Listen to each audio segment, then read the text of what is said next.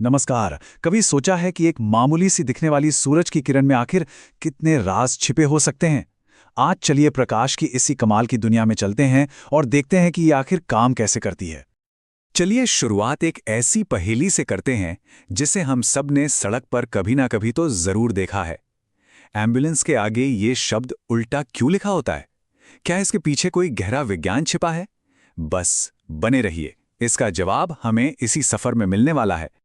तो भाई इस पहेली को सुलझाने के लिए ना हमें सबसे पहले प्रकाश के एक बहुत ही बुनियादी, एक फंडामेंटल नियम को समझना होगा। और वो नियम ये है कि प्रकाश हमेशा एक सीधी रेखा में ही चलता है। और इसे साबित करना तो बहुत ही आसान है। जरा सोचिए, अगर एक सीधे पाइप से किसी मोमबत्ती की लौ को देखा जाए तो वो एकदम साफ दिखाई देगी। लेकिन जैसे ही उस पाइप को थोड़ा सा भी मोड़ दिया जाए, लौ दिखनी बंद हो जाती है ना? सिंपल। ये साफ साफ दिखाता है कि प्रकाश सीधी लाइन में ही ट्रैवल करता है। ठीक है, तो प्रकाश एक सीधी रेखा में चलता है, ये तो समझ आ गया।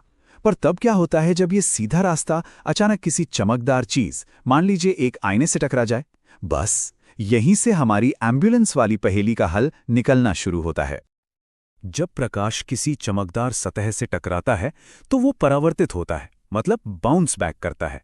और इसका सबसे अच्छा उदाहरण है हमारे घरों में मौजूद आईना, जिसे विज्ञान की भाषा में समतल दर्पण कहते हैं। तो ये परावर्तन या रिफ्लेक्शन आखिर है क्या? देखिए, ये बहुत ही सरल है। जब प्रकाश की कोई किरण किसी चमकदार सतह पर पड़ती है तो वो अपनी दिशा बदलकर वापस उछल जाती है। बस इसी बाउंस बैक को, इसी उछाल को हम परावर्तन कहते हैं। अब यहाँ एक बहुत ही दिलचस्प बात होती है। एक समतल दर्पण में ना एक अजीब सी अदला बदली हो जाती है। मतलब अगर कोई अपना दाहिना हाथ उठाए तो आईने में जो इमेज है वो अपना बायां हाथ उठाती हुई दिखेगी। इसी अदला बदली को पार्श्व वितक्रमण कहते हैं। और यकीन मानिए, यही हमारी एम्बुलेंस वाली पहेली का सबसे बड़ा राज है। तो अब समझ आया, जब एम्बुलेंस पर इस तरह से उल्टा लिखा होता है तो आगे चल रही गाड़ी का ड्राइवर जब अपने रियर व्यू मिरर में देखता है तो इसी पार्श्व व्युक्रमण की वजह से उसे ये शब्द बिल्कुल सीधा एम्बुलेंस पढ़ा जाता है। और वो फौरन समझ जाता है कि रास्ता देना है ना? कमाल की चीज। तो फटाफट से दोहरा लेते हैं। एक आम आईने से जो इमेज बनती है उसकी चार खास बातें होती हैं। एक, वो हमेशा सीधी होती है, कभी उल्टी नहीं। दो, वो बिल्कुल उसी साइज की होती है जिस साइज की चीज है। तीन, वो आईने के पीछे उतनी ही दूरी पर दिखती है जितनी दूरी पर असल चीज सामने रखी है। और चौथी बात, ये आभासी होती है, मतलब इसे किसी पर्दे पर नहीं उतारा जा सकता। पर क्या होगा अगर आईना एकदम सीधा यानी समतल ना हो? सोचिए एक स्टील के चम्मच के बारे में। उसकी सतह भी तो चमकदार होती है, पर वो घुमावदार होती है ना? ये घुमावदार सतह परावर्तन के नियमों को थोड़ा सा मोड़ देती है। मजे की बात यह है कि एक चम्मच असल में दो तरह के दर्पणों का काम करता है। चम्मच की जो अंदर वाली धसी हुई सतह है वो है अवतल दर्पण, ये पास की चीजों को बड़ा करके दिखाती है। और चम्मच की जो बाहरी उभरी हुई सतह है वो है उत्तल दर्पण, जो हमेशा एक सीधी लेकिन छोटी इमेज दिखाती है। और ये सिर्फ चम्मच की बात नहीं है, असल दुनिया में भी इनका खूब इस्तेमाल होता है। डेंटिस्ट दांतों को बड़ा देखने के लिए अवतल दर्पण का इस्तेमाल करते हैं। वहीं दूसरी तरफ हमारी गाड़ियों के जो साइड मिरर होते हैं वो उत्तल दर्पण होते हैं, ताकि ड्राइवरों को पीछे का ज्यादा बड़ा एरिया दिख सके।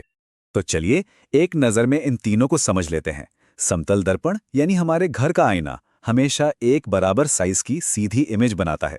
अवतल दर्पण जैसा डेंटिस्ट के पास होता है, वो इमेज को बड़ा या छोटा, यहां तक कि उल्टा भी बना सकता है। और आखिर में उत्तल दर्पण जैसे गाड़ी का साइड मिरर हमेशा एक छोटी और सीधी इमेज दिखाता है। अच्छा, अभी तक तो हम प्रकाश के टकराकर लौटने की बात कर रहे थे, पर अब देखते हैं कि क्या होता है जब प्रकाश किसी पारदर्शी चीज जैसे कि एक लेंस के आर पार निकल जाता है। देखिए, लेंस भी मुख्य रूप से दो तरह के होते हैं। एक होता है उत्तल लेंस, जो बीच में से मोटा होता है और प्रकाश की किरणों को एक जगह इकट्ठा करता है। और दूसरा होता है अवतल लेंस, जो बीच में पतला होता है और प्रकाश की किरणों को चारों तरफ फैला देता है।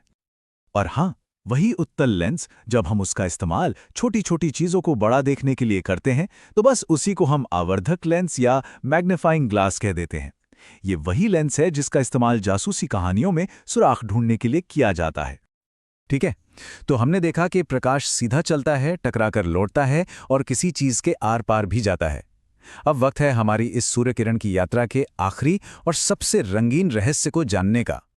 हम हमेशा से यही सुनते आए हैं कि सूरज की रोशनी सफ़ेद या हल्की पीली होती है, पर क्या ये वाकई सच है या फिर इस सफ़ेद रंग के पीछे कुछ और भी छिपा है? इस सवाल का जवाब एक छोटे से कांच के टुकड़े यानी प्रिज्म में छिपा है। जब सूरज की सफ़ेद रोशनी की एक किरण इस प्रिज्म से होकर गुजरती है, तो प्रिज्म उसे उसके असली रंगों में तोड़ देता है और बाहर निकलती है 7 रंगों की एक खूबसूरत पट्टी। जी हाँ, ये वही 7 रंग हैं जिन्हें हम इंद्रधनुष में देखते हैं। लाल, नारंगी, पीला, हरा, नीला, जामुनी और बैंगनी। इसका मतलब ये हुआ कि जिसे हम सफ़ेद प्रकाश समझते हैं, वो असल में इन सभी रंगों का एक मिश्रण है। अच्छा, तो अगर सफ़ेद प्रकाश इन 7 रंगों से बना है, तो क्या इसका उल्टा भी मुमकिन है? क्या इन 7 रंगों को मिलाकर वापस सफ़ेद प्रकाश बनाया जा सकता है? जी बिल्कुल, और इसे साबित करने के लिए न्यूटन की डिस्क का इस्तेमाल किया जाता है। ये एक ऐसी डिस्क है जिस पर इंद्रधनुष के 7 रंग पेंट किए होते हैं। जब ये रुकी होती है तो सारे रंग अलग अलग दिखते हैं, लेकिन जैसे ही इसे तेजी से घुमाया जाता है, हमारी आंखें इन अलग अलग रंगों को पकड़ नहीं पाती और ये सारे रंग मिलकर हमें एक सफ़ेद रंग का एहसास देते हैं। ये वाकई में दिखाता है कि सफ़ेद प्रकाश असल में एक बहुरूपिया है। तो सोचिए जरा, एक सीधी साधी दिखने वाली सूर्य किरण अपने अंदर परावर्तन, प्रतिबिंब और यहां तक कि पूरे इंद्रधनुष के रंग छुपाए हुए है। यह हमें सोचने पर मजबूर करता है ना, कि हमारी इस दुनिया में न जाने और कितने अद्भुत रहस्य हैं जो बस हमारी नजरों के सामने हैं और हमें बस उन्हें गौर से देखने की जरूरत है।